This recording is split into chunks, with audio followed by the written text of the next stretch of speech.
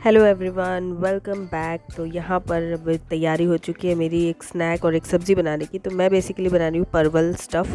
तो ये परवल के बीज हैं जो अंदर से निकाल रखे हैं। ये पोहा है, बहुत दिन से सोची थी पोहा नमकीन बनाने का, ख़त्म हो गया था मेरा, तो मैंने सोचा दोनों चीज़ें एक साथ ही कर लेती हूँ। तो एक कढ़ाई में मैंने डाल दिया है सरसों का तेल। बीज जो हैं परवल के उनको भूनने के लिए, मतलब परवल की स्टफिंग तैयार करी है एक साइड में, और एक साइड में मैं मूंगफली धीरे धीरे स्लो फ्लेम पे वो भी पकेगा। तो दोनों ही चीज़ें स्लो फ्लेम पे पकानी है चलाते हुए, इसलिए मैंने दोनों चीज़ों को एक साथ ही ले लिया है। तो आज ये दोनों चीज़ें बन जाएंगी और आराम से परवल भी स्टोर करके रखे जा सकेंगे और पोहा नमकीन जो है वो भी स्टोर करके आराम से रखी जा सकेगी। तो आराम से हफ्ता 10 दिन चलेगी। तो सुबह लंच तो बन चुका था क्योंकि टिफ़िन वगैरह में लेकर के जाना था, और सुबह सुबह तो परवल का स्टफ़ सब्ज़ी बनाने में बहुत टाइम लगेगा, इसलिए दिन में ही बनाती हूँ। और मुझे एक्चुअली ज़्यादा पसंद भी है परवल, तो मैंने इसीलिए अभी बना ले रही हूँ। स्टफिंग वगैरह सब तैयार कर दूँगी और उसके बाद मम्मी ने उसको स्टफ़ करके बाकी का सेक दिया था। जो परवल भरवा परवल जो है उनको पकाने का काम मम्मी ने कर दिया था, बट स्टफिंग मैंने सोचा कि जब तक मैं ये कर रही हूँ, पोहा नमकीन बना ही रही हूँ, तो साथ के साथ में ही दो वो हो जाएगा। तो दोनों चीज़ें एक साथ हो जाएंगी, जल्दी टाइम भी बचेगा और काम भी हो जाएगा। तो यहाँ पर वही चल रहा है मेरा।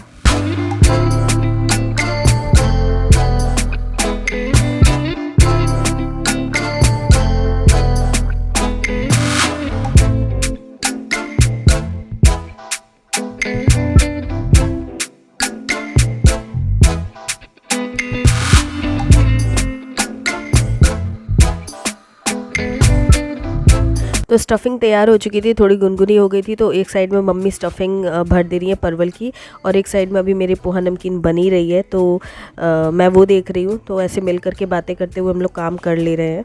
और कोई पूछा था कि 9 मंथ जो है ना वो कब लगता है। 35 वीक्स जैसे मेरा स्टार्ट हुआ, उसके बाद मेरा 9 मंथ 1-2 दिन बाद स्टार्ट हुआ।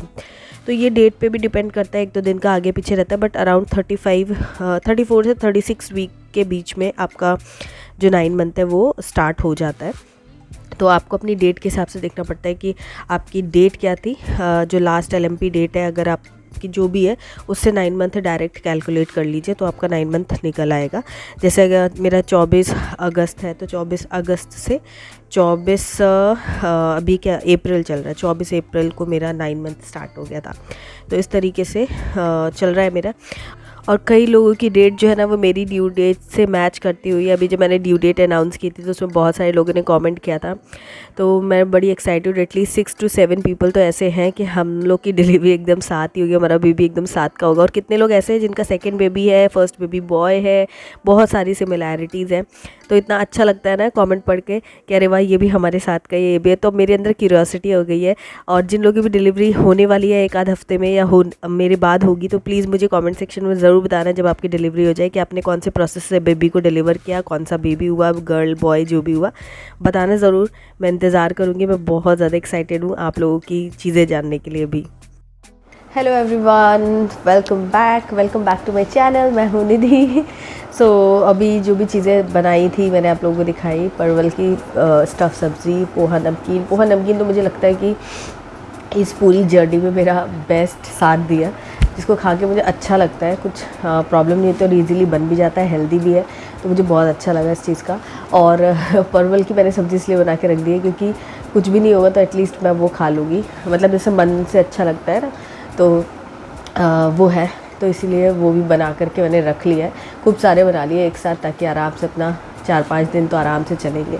और बाकी की सब्ज़ी वगैरह बनती रहती है घर में, सब लोग हैं तो सब मैं मतलब फिर वो लोड नहीं लेती कि मेरी पसंद का कुछ बने अलग से या क्या है। और अभी तो टेस्ट का भी रहता है ना, कभी कुछ मन करता है, कभी कुछ मन नहीं करता। तो इसलिए मैंने फॉर सेफर साइड अपने लिए चीज़ें बना के रख ली है। हाँ, तो मैंने आपको बताया था कि मेरे 10 दिन पूरे होने वाले हैं और मुझे डॉक्टर विज़िट के लिए जाना है। तो आज ही जाना था मुझे, लेकिन फिर अब मैं सोच रही हूँ कि 2 दिन बाद जाऊँगी। थोड़ा मेरा वॉइस से आपको लग रहा होगा ना, थोड़ा अभी कोल्ड का असर है।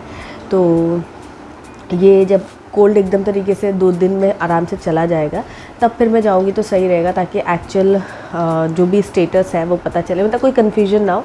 वैसे तो कुछ फ़र्क नहीं पड़ता है, जा सकती हूँ, बट मेरे को ऐसा लग रहा है कि 2 दिन बाद ही चली जाऊँगी। तो क्या है कि एकदम बॉडी जो फिट होगी और उसके बाद जो भी स्कैन्स वगैरह होंगे वो करवा लूँगी मैं। तो ये है। एंड आप लोग में से कई लोग मुझे पूछे थे कि मेरा ब्लड टेस्ट कब हुआ, और ग्लूकोज़ वाला जो होता है, क्या बोलते हैं उसे, डायबिटीज़ के लिए जो टेस्ट होता है जेस्टेशनल डायबिटीज़ के लिए, तो वो मेरा हुआ था कि नहीं हुआ था। तो देखिए क्या हुआ ना मेरे साथ, मेरा स्टार्टिंग में तो रूटीन चेकअप जो चलता है वो हुआ था मेरा 6 मंथ के आसपास जो होता है। लेकिन दोबारा फिर मेरी जब तबीयत ख़राब हुई थी तो वापस से मेरा शुगर टेस्ट हो गया था। और सिंस मुझे पहले से भी इस टाइप का कोई प्रॉब्लम नहीं, मेरी जो भी रिपोर्ट्स आई है फर्स्ट प्रेगनेंसी में भी आई थी, अभी भी आई थी, वो नॉर्मल आई थी। तो इसीलिए फिर दोबारा मेरे 2 टेस्ट हो चुके हैं, बट वो बहुत फ्रीक्वेंट हुए, इतने गैप में नहीं हुए।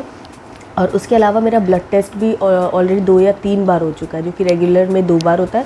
बट फिर मेरी तबीयत जब ख़राब हुई थी तो मेरा फिर हुआ था। अभी भी मेरी तबीयत जब ख़राब हुई थी तब फिर मेरा ब्लड टेस्ट प्रॉपर पूरा कर लिया था, हीमोग्लोबिन और बाकी और भी जो चीज़ें होती हैं, बहुत सारी चीज़ें उसमें मेजरमेंट्स लिए गए थे। तो कुल मिला के मेरा जो है वो 5 बार करीब ब्लड टेस्ट ऑलरेडी हो चुका है। तो ये नॉर्मल है, सबका ही होता है टाइम टू टाइम, मतलब पूरी प्रेगनेंसी में 2 बार आपका टेस्ट किया जाता है, हीमोग्लोबिन के लिए भी किया जाता है, और ब्लड उसका शुगर टेस्ट और सारी चीज़ें, थायराइड वगैरह अगर है आपको तो वो सारी चीज़ें कर ली जाती है। तो जिनको नॉर्मल है ना, जिनको उस टाइप की कोई प्रॉब्लम है नहीं और उनकी हिस्ट्री में भी नहीं है, कुछ भी ऐसे दिक्कत नहीं है, तो उनका 2 बार जो रूटीन चेकअप रहता है वही चलता है। बट अगर आपको थोड़ा बहुत भी डाउट आया, जैसे आपने फर्स्ट टेस्ट कराया ब्लड टेस्ट, उसमें आपको मान लीजिए पूरा प्रॉपर डायबिटीज़ नहीं आई, बट एकदम हाई रेंज में आप आए, तो आपका फिर कुछ टाइम के बाद में डॉक्टर फिर से चेक कर सकते हैं।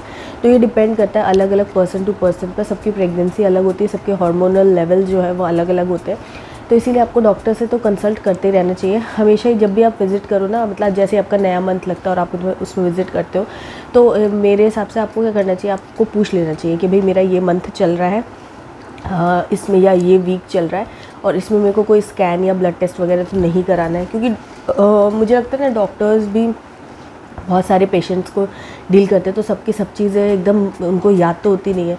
तो कई बार क्या होता है, आगे पीछे हो जाता है। कभी जैसे कोई बोलता है कि हमारा ये वाला टेस्ट 30 वीक में हुआ, कोई बोलता है ये वाला टेस्ट हमारा तो 32 वीक में हुआ।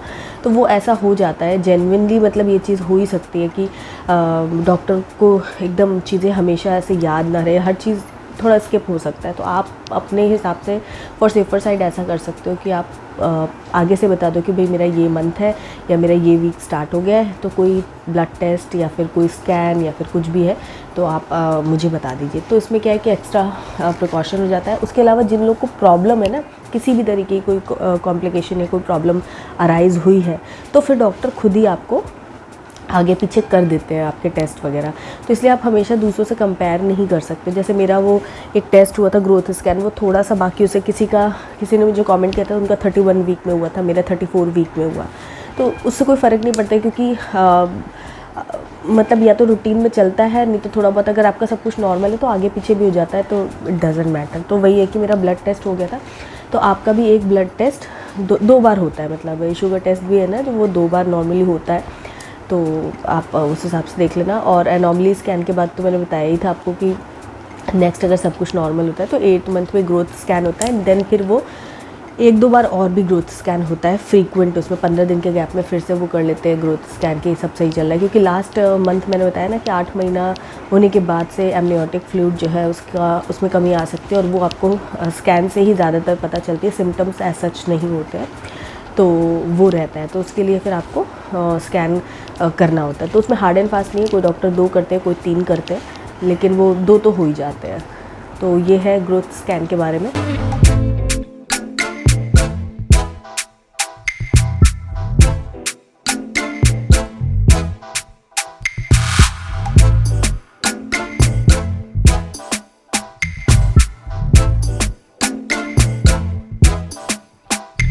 और ना मैं एक बुक दिखाना चाह रही थी, ये देखो ये वाली रुजुता दिवेकर की है, मैंने बहुत पहले मंगाई थी ये। तो इसमें क्या है कि किड्स के लिए आपको किस तरीके से मतलब डील करना है, खाने पीने को, बच्चों के न्यूट्रिशन का कैसे ध्यान रखना है, तो वो सब इसके अंदर काफ़ी अच्छे से मेंशन है। हालांकि डे टू डे बेसिस पे आप इतना फॉलो कर पाओ वो थोड़ा सा मतलब मुझे लगता है कि मुश्किल है, बट फिर भी मैंने जस्ट जस्ट जब मैंने अपना वो ये अपनी फ़िटनेस जर्नी स्टार्ट की थी तो फिर मुझे लगा था कि ये भी मंगा लेते हैं। तो मैं इतना हाईली रेकमेंड नहीं करूँगी क्योंकि इसमें बहुत सारी चीज़ें दी हैं जो अगर आप पढ़ने के शौकीन हो, अगर वो फॉलो कर सकते हो तो ठीक है। बट इन जनरल जो लोग मतलब हर कोई इतना नहीं फॉलो करता, हर कोई इतना पढ़ता नहीं, इसको पहले पढ़ो फिर फॉलो करो, वो वाली बात है। बट मैंने सोचा है कि आगे आने वाले टाइम में मैं इनमें से जो चीज़ें फॉलो करती हूँ और जो चीज़ें मुझे सही लगती हैं वो मैं डे टू डे बेसिस पे आप लोगों को बताया करूँगी अपने व्लॉग्स में। तो ऐसे ही कल मैं अपनी शेल्फ साफ़ कर रही थी तो मैंने देखा ये बुक रखी है। पहले मैं पढ़ रही थी बट अभी तो मेरा सब कुछ छूटा हुआ है। किसी ने मुझसे ये भी पूछा था कि मैं ग्रैटिट्यूड वगैरह भी लिख रही हूँ कि नहीं लिख रही हूँ, तो यार अभी तो मैं कुछ नहीं लिख रही हूँ। ग्रैटिट्यूड मैं ओरली ऐसे मन में जो प्रोसेस है ना वो तो मैं करती हूँ, लेकिन लिखने का, बैठने का इतना हो ही नहीं पाता है कि मैं बैठ करके उसको राइट करूँ और सब करूँ। तो अभी मेरा वो छूटा हुआ, बट ग्रैटिट्यूड मैं पे करती हूँ, अभी वो मेरे रूटीन में है। और इसी चक्कर में सारी बुक्स वगैरह भी अभी मेरा पढ़ना नहीं हो पा रहा है। बट जैसे सब कुछ नॉर्मल हो जाएगा, 1-2 महीने की बात है, देन फिर मैं अपने वापस उसमें आऊँगी। ये सारी चीज़ें भी आप लोगों के साथ शेयर करूँगी, फ़िटनेस रिलेटेड कंटेंट भी शेयर करूँगी और लॉ ऑफ अट्रैक्शन तो करना ही करना है। बहुत सारी चीज़ें मुझे शेयर करनी है जो मेरे साथ हुई हैं, बट जब एकदम सारी चीज़ें एकदम सेटल आउट हो जाएंगी तब फिर मैं आप लोगों को भी बताऊँगी और आप लोग भी उस तरीके से, आपको विश्वास होगा और आप भी बेहतर कर पाएंगे अपनी लाइफ में। तो बहुत अच्छी चीज़ें अभी आने वाली हैं चैनल पे, बट फ़िलहाल तो अभी ये डिलीवरी जब तक नहीं हो जाती तब तक तो ऐसे ही चलेगा। तो ये बुक अगर आपको चाहिए तो मैं लिंक आपको डिस्क्रिप्शन बॉक्स में दे दूँगी, आप चेक कर लेना।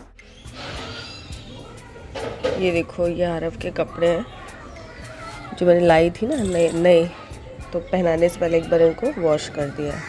इसके इनरगारमेंट्स, शॉर्ट्स, नाइट सूट, ये वाला सब वॉश कर दिया है। अब आज से ये पहनेगा। 6 hours later.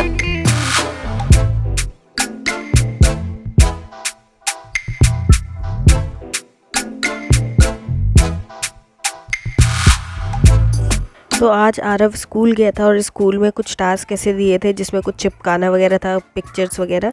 तो शाम को यही डिसाइड हुआ कि लेकर के आ जाते हैं और इन लोग का थोड़ा वॉक भी हो जाएगा, बाहर जाना भी हो जाएगा। तो ये अम्मा, बाबा और आरव ये तीनों लोग जा रहे हैं वॉक करके। पास में ही शॉप है तो वहाँ से ही वो पिक्चर्स वगैरह लाने के लिए गए थे। तो आरव बस एक्साइटेड है, फालतू के क्वेश्चंस कर रहा है, ये पहन लूँ, ये मैंने कभी नहीं पहना है। ये सब चीज़ें उसकी चल रही है। एंड हियर दे गो।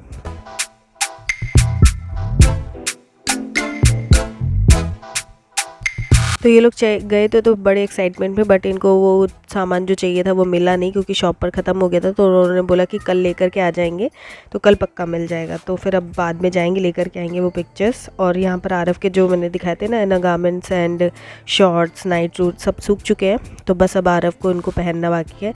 अब से डेली आराम से अपना नाइट सूट पहन के सोएगा Aarav, and I am so happy. तो चलिए एंड करती हूँ इस ब्लॉग को यहीं पर ही।